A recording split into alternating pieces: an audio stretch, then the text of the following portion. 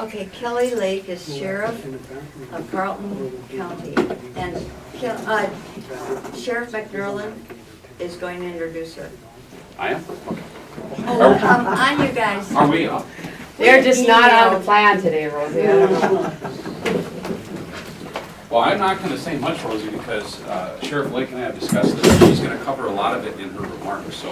But it is my honor to introduce to you a fellow sheriff, Sheriff Kelly Lake from Carlton County. She's traveled a long way to be here this morning to present to us and to kind of talk about being the president of Triad and some other things. So I think as she goes along, I encourage you, if you have questions, please ask them of her. It's a good opportunity to talk to another sheriff and kind of see her perspective in a different part of the state and her involvement in things like Triad. So without any further ado, I give Sheriff Kelly Lake.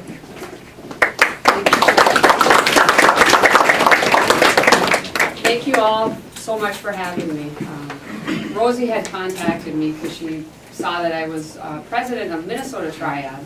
And she said, hey, could you just come and introduce yourself since you're the president and just, say hi to our group? Sure, I can do that. That's easy. So I get to the conference and I find out this is going to be on YouTube. This is a big thing. You're doing a presentation. I said, I don't know what you want me to talk about. I can talk about myself for about 2 minutes. So I'm begging for questions. So throughout this, please, if you have any questions, I would appreciate it. Anything at all. I know Rosie has some things, questions set up for me, so hopefully they're not too tough. As Sheriff McNerlin said, I'm the sheriff in Carlton County, which is just south of Duluth. If any of you travel up north at all, Black Bear Casino, I-35, that is right kind of in the middle of our county, so that's where we're situated. I was actually born and raised in Carlton County. I grew up in Cloquet, graduated from Cloquet High School, and I have been with the Sheriff's Office in Carlton County for 25 years now. I started out actually working in the jail and as a corrections officer, and then I went out on patrol in 1992. So I've been a patrol deputy since then. And in 2005, my sheriff kind of surprised all of us, really including me, and pulled me into his office one day and said, I'm going to retire and I'm going to recommend that you be sheriff.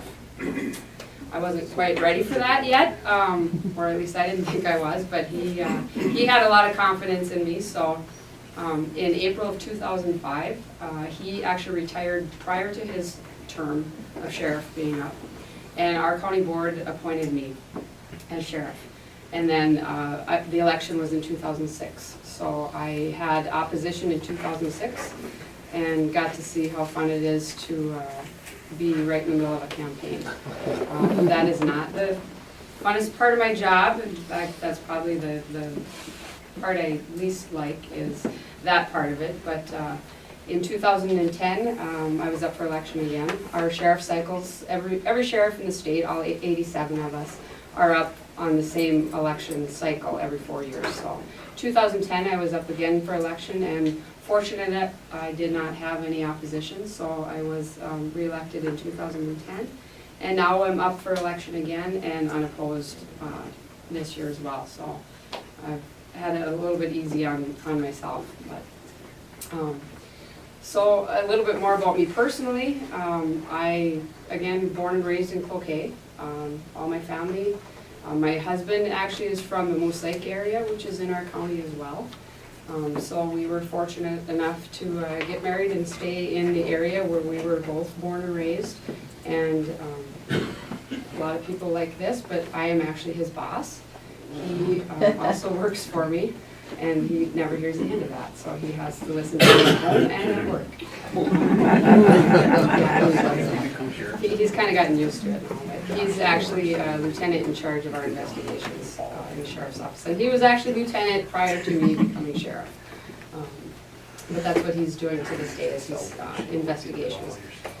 We have 4 children, ages 16, 14, 7, and 5, and 3 boys, and the youngest one is a girl. I was praying for my girl. I got my girl, and now she's going to give me more gray hair than I care to even say. So, but it's fun. So that keeps us busy. We also live out in the country. We live in the Barnum area, And we have a hobby farm.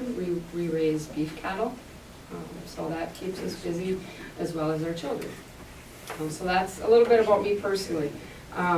So I've been sheriff now going on 9 years, and I love every minute of it. Okay, not every minute, but for the most part, it is, I wouldn't want any other job. Right now in Minnesota, there are 3 female sheriffs out of the 87, and the last time I checked, I think there was somewhere around 23 to 25 female sheriffs in the United States. So there's not a lot of us. But I think there was a couple more running, I think, throughout the United States, so I try to keep an eye on that. But there's one now in Minnesota with me, and then Polk County, which is northwest. Barb Erdman is the sheriff there, and then Teresa Mazzi down in Mower County. So we try to stick together a little bit, and especially at the conferences, but all of our sheriffs get together at least twice a year. And we're fortunate enough to be able to bounce ideas off each other, and you know, even though the geography is different and you know the people are different, the communities are a little different, our jobs are a lot the same, and we run into a lot of the same issues. Some of the things that we're seeing now, I'm sure that between Cannon Falls PD and the Sheriff's Office, they have talked to you about it, but one of the big things that keeps us busy is drugs. And a lot of that, you know, as Tom had said, methamphetamine is still around. You know, it's not as prevalent as it was when the meth labs were so huge, but we still see a lot of it. But one of the big problems we are dealing with is prescription drugs. And that's causing not only, you know, direct drug abuse issues, but some offshoots of crimes. We're seeing burglaries and thefts and things like that, so people can get the money and things that they need to fuel their drug habit. So we're seeing a lot of that. We see up in our neck of the woods too methadone, and I don't know how big it is down here. I haven't talked to Sheriff McNerlin about that. But again, that is another prescription drug that is being abused. And methadone was actually created to help wean people off of their heroin addiction or other opiate addiction. Unfortunately, it's being abused drastically the way that we're seeing it. So that's another thing, and that's a powerful thing for us to try and fight too when it is a prescription. So we are trying to work somehow work with our pharmacies and our medical providers to try and curb that. But that is a big issue that's causing problems in our area.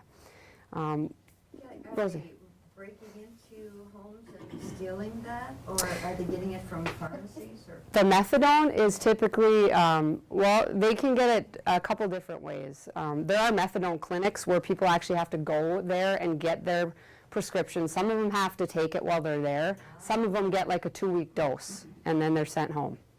Or they might get a 30-day dose and they're sent home. And they sell it.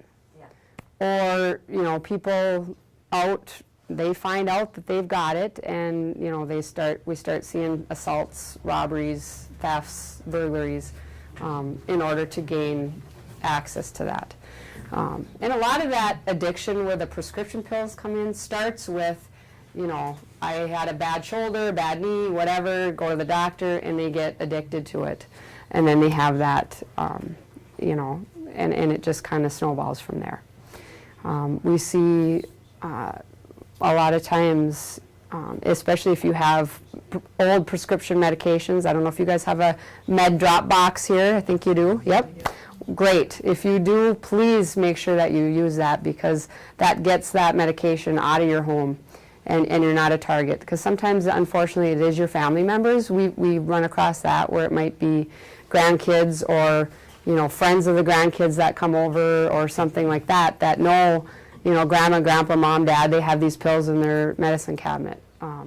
So if you're not using them, please get rid of them safely, and you can use your med drop box. So We're seeing, I have a Triad group up in Carlton County, and actually we are fairly new, our Triad group. We got kind of thrown into it. I started it towards the end of 2010, and then in 2011 I was asked to host the state conference, much like you guys. So the good news is you'll be happy to know that you will get a lot of help from the other triads that have been active for many years. Even though we hosted it, I had Aiken County, Cass County, and Itasca County, and Crow Wing helping us on every aspect of it. So don't feel like you're going to be alone on that. And to break into the Minnesota Triad, Minnesota Triad is here to help you guys with that as well. Our Minnesota Triad, I don't know how long that's been around. Again, I've only been involved in Triad since about 2010.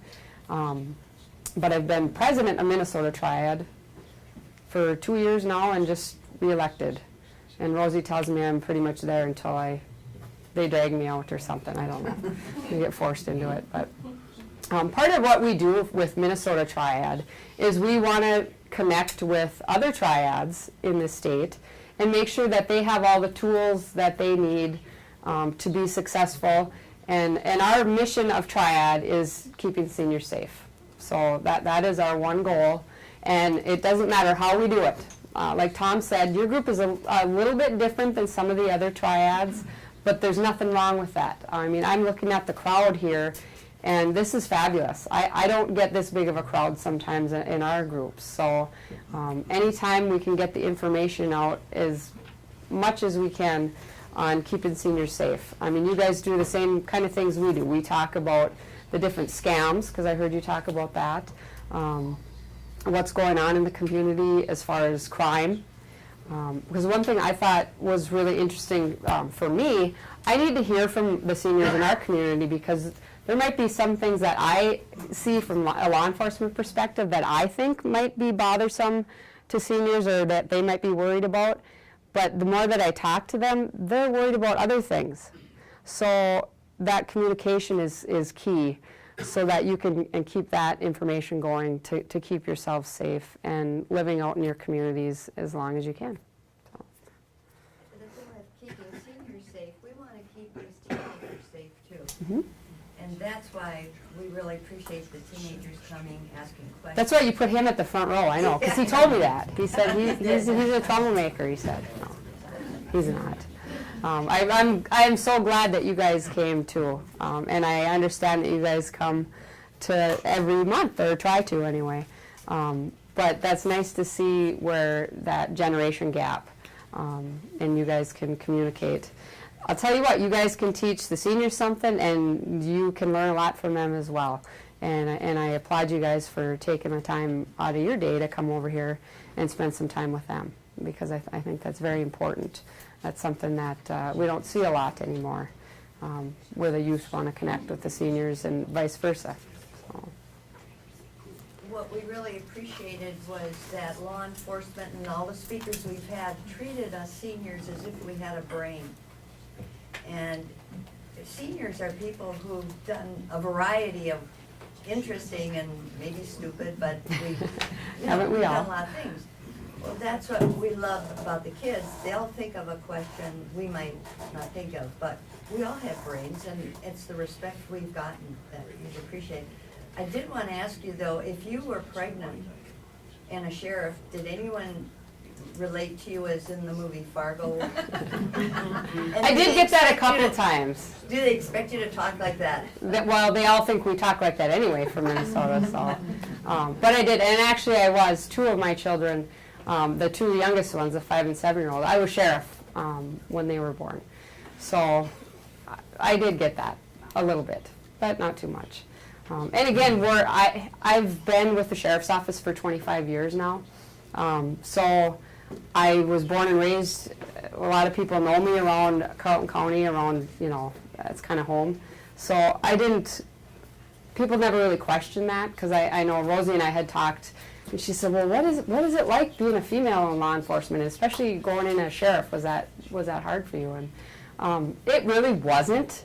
I'm sure there might be some challenges, but I have been very fortunate. Like I said, I grew up around there, and people knew me. People knew me before as a deputy, so they knew how I worked. They knew my work style. They knew my personality. So it was never an issue. Nobody has ever questioned that, at least not to my face. I'm not naive enough to know that. I'm sure people have questioned it. You know, how can you do that? And, but I've been fortunate. I haven't seen that. So. Yeah. Was your department involved in that bear attack, and what could have been done to prevent it maybe? You know, it wasn't actually. That was Pine County, which is one county south. So I don't have that much. Yeah, you did. Couldn't you go talk about bears or something up there? So that wasn't me. So it wasn't. But you do have bears. We do have bears, and I haven't. We didn't have a bear attack, but we did have about 2 years ago. We did have. I think it was 2. It may have been more than that. We did have one in our area where a lady was walking on her property in a very rural part of our county, which it's all rural, but it was really rural, and she got in between a mom and a cub. And she didn't get injured a lot, so she was fine, but it was scary for her, trying to get away from that. People come for tourism to Carlton County, you don't encourage them to get out of their cars and photograph the bears. It's not that bad. It's not that bad. Come on now. Well, we had a bear down here a couple of months ago. Yep, we Actually, did. no road. Yeah. Did you have a question? You could, 2 or 3 things you think Triad could work on harder, statewide, as far as programs? Programs are hard. One thing that we would like to try and focus on is getting more triads in the state. Not every county has a triad. So what we would love to do is to be able to spread that word and get triad in every county in this state.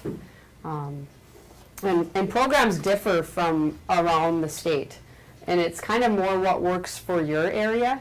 I know at the state conference, one of the big things, breakout sessions or sessions during the conference, is we talk about Triad. We talk about Triad 101 and best practices, which is each Triad gets to stand up and kind of talk about what they are doing in their area. And it kind of helps other triads get some different ideas of things to do.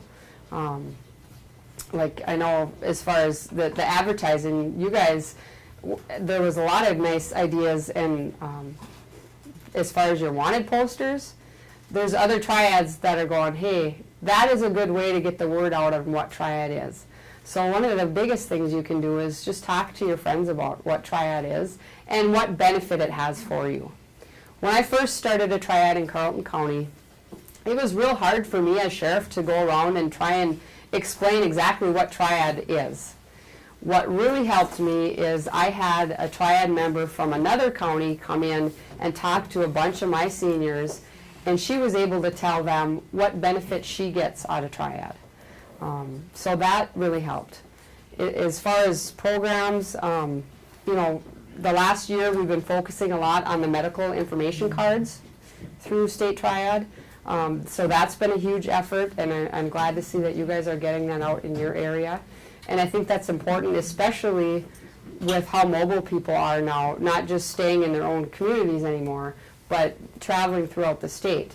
We wanted to standardize something, so if you're here in Cannon Falls or if you come up to Carlton County, my first responders are going to know what that, where that information can be found in your vehicle if you're not able to tell them. So that was another big thing that we had, and we wanted to get out, so I applaud that. As far as what works, it's just kind of more what works for your area and the type of programs. I know that some of the triads have focused a lot on, like now we've got winter coming up, winter driving. Cass County had a nice, and I think Crow Wing too, they both had a winter driving seminar where they actually came in and they put together winter driving kits for seniors and handed that out, and they had some speakers come and talk about hazards of winter driving.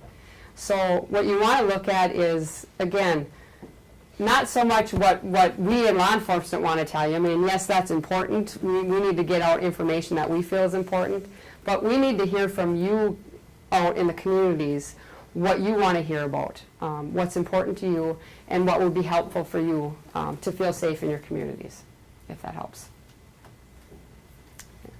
I think one of the best programs we had was when some of the citizens that helped law enforcement solve some crimes, and I think we, being the eyes of the community, we can help the police out quite a bit. Absolutely, that is another enormous benefit to Triad, that you guys, I don't know if you even realize how much, but obviously for us in law enforcement, we can't be everywhere. And we don't know your neighborhoods as well as you do. We don't know who's supposed to be coming and going, you know, from your neighborhoods at certain times, but you guys do because you live right there. You know if there's a strange car in your neighbor's driveway, or if they're at work and they're not supposed to be a car in their driveway. So if you see something like that, we encourage you to call 911 with that information. And I know a lot of you were raised that, you know what, we don't call 911 unless our house is on fire, because we don't want to bother you. But you need to know that that kind of information can be critical to us solving some crimes. We had residential burglary in one of our areas out in a rural part of our county, and the neighbor called and said, you know, I noticed that the garage door is open, there's a car over there, and I know, you know, so-and-so is at work. And they thought it was a little odd, you know, and some people might just brush it off and go, oh, they probably had somebody deliver something, or, you know, whatever it might be. But they knew enough to call 911. We actually had a deputy that was only about 2 minutes away, and they were actually interrupted a burglary in progress at that house. So had they not called, we would have had a very tough time solving that burglary, because sometimes those are very hard to solve. But not only did we solve that one, but this particular, it was a 20-some-year-old kid. He was responsible for about 4 or 5 other burglaries in that area. So just with that one phone call that neighbor made, we were able to clear up, you know, those 5 burglaries. So it is important, and we do. And if it's nothing, that's okay with us. We would rather send an officer or have an officer check it out than not. And, you know, we sometimes get the calls 2 days later. You know, this seemed kind of weird. I knew it did. I was going to call, but I didn't. Just call. If it's in your gut, if it doesn't feel right, then you guys know.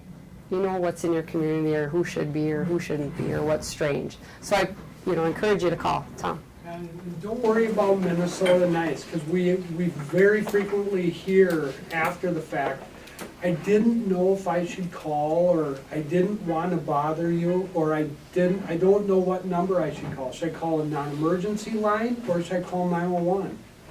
All of us on the street think the same way. The same people answer the phone whether you dial 911 or 385-3155. So 385-3155 is long distance to most everybody. So save the quarter and call 911. It's a free call. And it not only is it free, but our dispatchers are trained where if they're on another major emergency call, medical, whatever, they'll ask you, is this an emergency? And if it's not, like, you know, something life-threatening right at that time, just tell them no. And they might put you on hold for a minute, but they'll get right back to you. But, I mean, that's the easiest way to get a hold of a deputy or an officer in your area is 911. So. There's nothing better than when we're working a shift and that call comes in as something goofy, and we show up, we find the bad guys, and we get to put handcuffs on them. I'll tell you, it's one of the things that makes our day the most. It's the most fun we have. It is. It doesn't happen a lot where it's right at the very time that it's actually happening, so it is nice. But we couldn't do it without your help. So we encourage you all to just, you know, pay attention to what's going on, and if it doesn't seem right, call.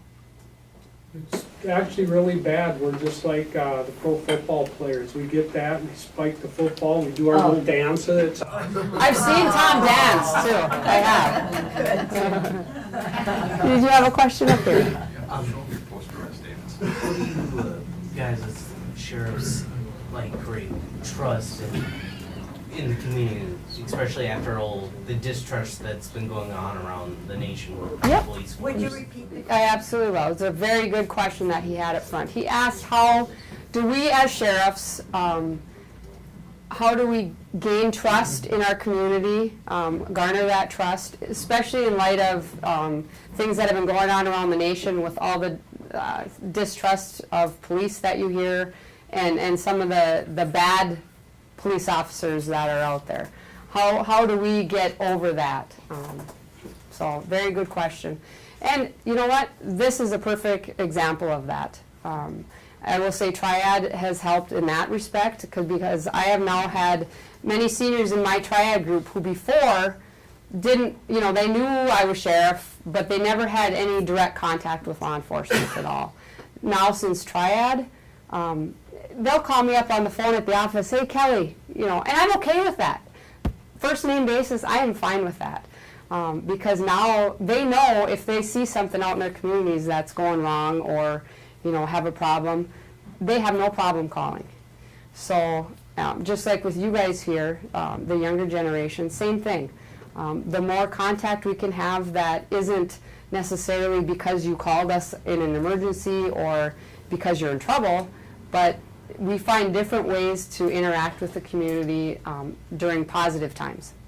And that, I think, helps build that trust both ways. So, and if you have any suggestions that might help, we're always looking for that. So think about it. Rosie? Yeah, I got an email from the sheriff of Cass County, and I had asked him about this because I'd heard a reference that he was kidding you at the conference, but he said you did such a reputable job that I feel comfortable asking you about it, the confrontation with Hell's Angels. I think that was Itasca County. Itasca County? Yep, there's Itasca County Sheriff. Excuse me. In 2009, we received information that the Hells Angels motorcycle gang was going to be having their United States run, which is their yearly gathering from Hells Angels members all over the United States in Carlton County. I have no idea why they picked Carlton County, but they decided that that might be a good place to go. They usually pick very remote areas, like up in the mountains or things that don't have a lot of population centered around it, where they have a lot of square miles of nothing that they can go to. But for some reason, they chose Carlton County. So in 2009, we were faced with having to formulate and plan a law enforcement response to their event, which was in, I should remember this because I gave birth to my daughter 3 weeks before they came. So it was a little bit bad timing on my part, but I was there, I didn't miss it, so I had 3 weeks off when I had her. But what we did is we talked to other agencies that had the Hells Angels in their jurisdiction before, other states, other law enforcement agencies, and kind of what can we expect, how we talked to a lot of law enforcement experts that deal a lot with motorcycle gangs, and just kind of pick their brain basically about what can we expect, what is the best approach to take, what can we do. So having all that information, I have my sheriff's office, all of my employees, I've got 46, and that includes the jail, dispatch, patrol, and my clerical and administrative staff. So I knew there was no way that my patrol staff was going to be able to staff this. And it was for 5 days that they were in Carlton County. So I reached out to our regional law enforcement partners around us, and we planned for many months on how we were going to prepare for that, basically. And I had law enforcement from state, federal, local, county, and we would meet monthly until we knew what our plan was going to be as far as our staffing. And we had to look at our communications plan, because back at that time, we didn't have our statewide public safety radio system, which we can now all talk on different, but we didn't have that at that time. So we had to set up a special communications plan so that the officers that were coming in, because we had officers from all over the state that came and pulled shifts in Carlton County throughout those 5 days. So we had to have the radio equipment for them to do that. So we did that. We had to plan in case there was a large volume of arrests, because we didn't know exactly. So we had to plan for that. So we had a corrections, component of it. We had subcommittees that did that. We had another subcommittee that worked on, like with our county attorney, and legal aspects on different things that we can do. We had another subcommittee that worked strictly on media relations and things like that, because that was a big part of that response, is getting the information out to the public, accurately, timely. We didn't want to scare anybody. We wanted to get, the accurate information out for people. That was another big part of it. And then obviously our patrol response. So we had a lot of different aspects and different subcommittees that were meeting and planning that event. So once the day finally came, the 5 days came and went, and we didn't have any major events. So it was successful as far as our part. And a lot of people, there was some, overall, our community was grateful for the response. There's always going to be some negative, which I did take some of that as well, that, it was too much, you had too much cops, that was overkill, whatever. But because they said in the end, you didn't need all those cops because nothing happened. But my response is, that's why nothing happened, was because we had that response and we were prepared and we were ready for it. So, I wasn't about to apologize for having that many officers on the street. Like I said, overall, everyone in our community and the surrounding areas were very grateful for it, because nobody really knew what to expect. Did you reach out to the leadership of the motorcycle gang? We did actually, and they, they did meet with us. They don't like to share a lot of the information, that they have going on, but there was an open dialogue enough, I think, for us to They don't like be able to move surprises forward. either, of course, and so I think that was really smart. Regarding extremist groups, the Ku Klux Klan has a history of activity in Minnesota going back decades and decades, and also Wisconsin. And do you and I haven't asked Scott this question either, but have you run into Klan activity in your county? We have not. Nothing that we have come across, or even nothing that we've even remotely thought might be attributed to that. We haven't. Some of the things that we're seeing throughout the state is more the sovereign citizen movement, where it's people that they don't recognize government, basically. The good thing that we as sheriffs have going for us is that a lot of times they do recognize the office of sheriff, because it is a historical office, it is elected by the people, so they will recognize the sheriff. So that helps us a little bit sometimes. On the motorcycle gang, I was kind of wondering about your law enforcement approach. In other words, did you take a hard-nosed stance, or you just kind of relax a bit, and as long as they didn't bother infrastructure, citizens, etc.? Well, we had a large presence. We had uniforms pretty much all over the county, and if they were, there was a lot of traffic enforcement. So if there was any traffic laws violated, they got stopped for that, just like everybody else did. But we obviously had to have a reason, probable cause, to stop them.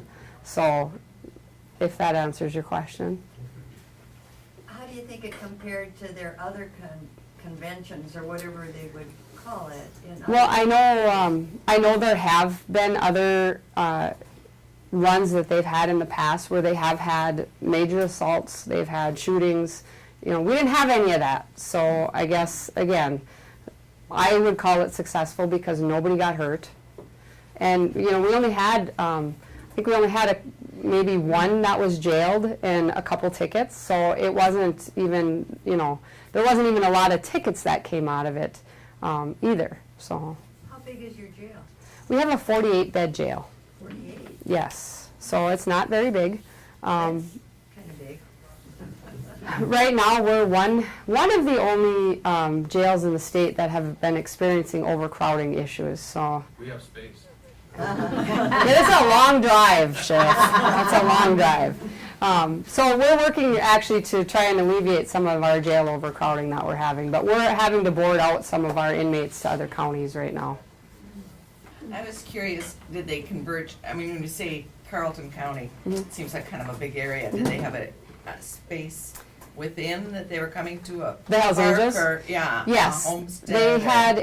they actually had two bases, kind of. They had their main meeting space in their base, and they camped at. We have a bar. It's closed now, but it was just off of Highway 210 and I-35, right where the Black Bear Casino is. It was not, you know, half a mile from the Black Bear Casino. The other place they hung out a lot was at the casino. So they were back and forth between those two areas. And then they would take rides up the North Shore, up to, you know, Two Harbors and in that area. The weather actually was a big help for us as well because it was cold and rainy. So they didn't want to go out on their bikes a lot. But, yeah. Tom. No, what, if I remember, wasn't there some threat of like the outcasts or outlaws? There is a rival gang. The Hells Angels have a rival gang called the Outlaws, and they're right out of Wisconsin, which the Wisconsin, our county borders Wisconsin, so we're right there. And they did. They were coming over from Wisconsin, and there was a point where, you know, we had law enforcement ready because they were going to meet right by our county line. So that was another issue that we were dealing with is, you know, rival gangs that they may have come in contact with. So we had to monitor that. And we had, you know, like I said, we actually set up, I don't know if you guys even got it, but we set up a virtual command center basically. So on the computer, other law enforcement throughout the state could see this. Yep, it was a live command center, and we would post, you know, the activity that was going on. Other law enforcement, like down on the border, would say, hey, you know, we just saw, you know, 50 Hells Angels coming across the border. So we kind of were able to track them a little bit more as far as how many were coming in and what we were dealing with. So One of the things that you probably don't realize, the reason we watch this so closely is every year, twice a year in Goodhue County, we experience what's called the flood run. And in the spring, it's a mandatory ride for all patch members of certain gangs to ride the river. And so they ride on both sides, and as Sheriff Lake said, on the Wisconsin side, we have the Outlaws, and on the Minnesota side, we have the Sons of Silence and the Hells Angels. And they traverse the river, and what they do is send recruits to the other side or the other state to cause issues. So we have a fully activated task force that just monitors that event. So we were very curious to see how they were going to put their task force together, how they were going to monitor, because we have this every year.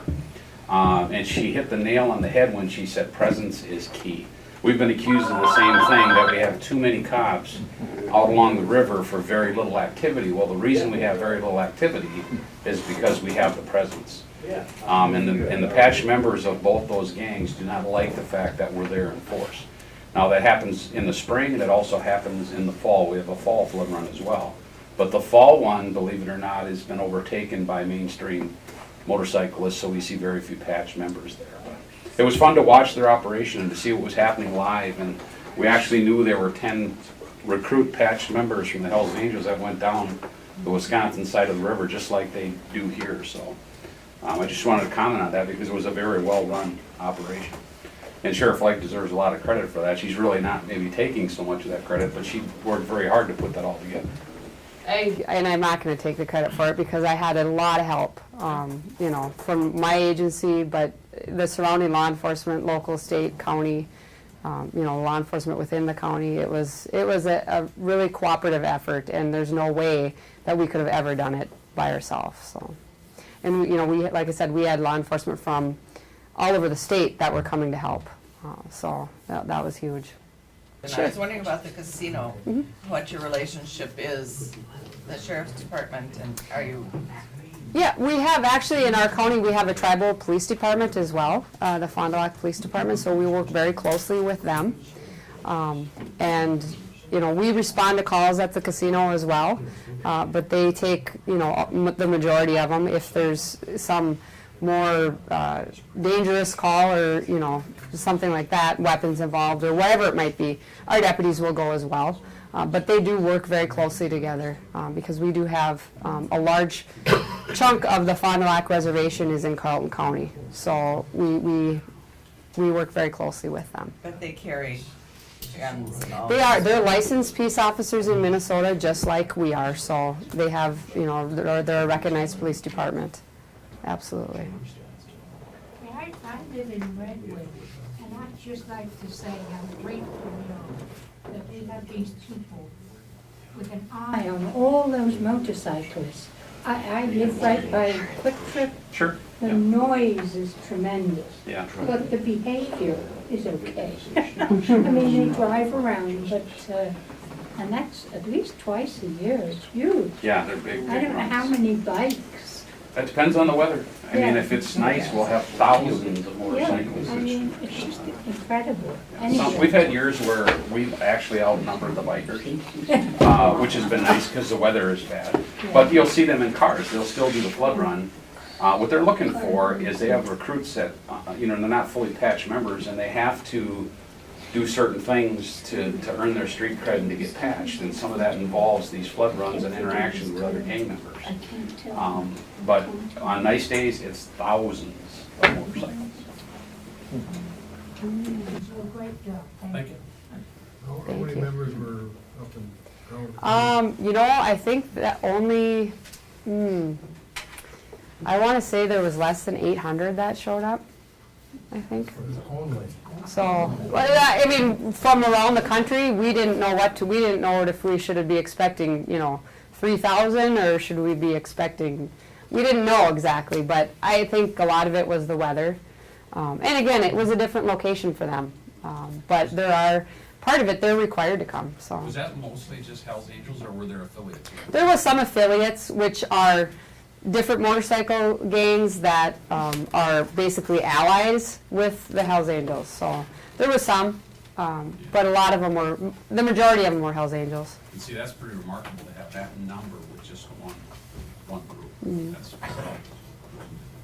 you have a question? This is a little switch of topic, but like recently we had that, could be saying this name, that Huffman manhunt. Mhm.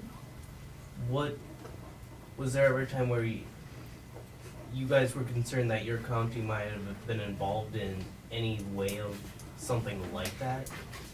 The question came recently in the metro area here. There was a police manhunt for that Huffman who had murdered that individual. And he asked if up in our county, if we get involved with that kind of a thing at all. And whenever law enforcement anywhere is looking for someone to that magnitude, they send it out statewide. So all of our law enforcement is on the lookout for him or, you know, a vehicle matching the description of what they give out. And we do, you know, we look for that because they travel, you know, it's amazing how far they can get and how quickly. So we do pay attention to that, and, you know, law enforcement is very good about sharing that kind of information with each other.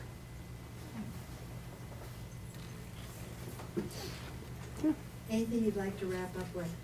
I just want to thank you all again for giving me the opportunity to come and talk with you, and appreciate it. And I want to applaud you on your efforts for keeping seniors safe in your area.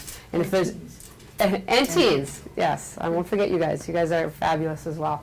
But if there's anything that we can do in Minnesota Triad to help that, or if you have any suggestions that, hey, you know what, I think Minnesota Triad should be doing this for us, or whatever it might be, let us know. Let Rosie know. She knows how to find me. So, thank you. Great, thank you.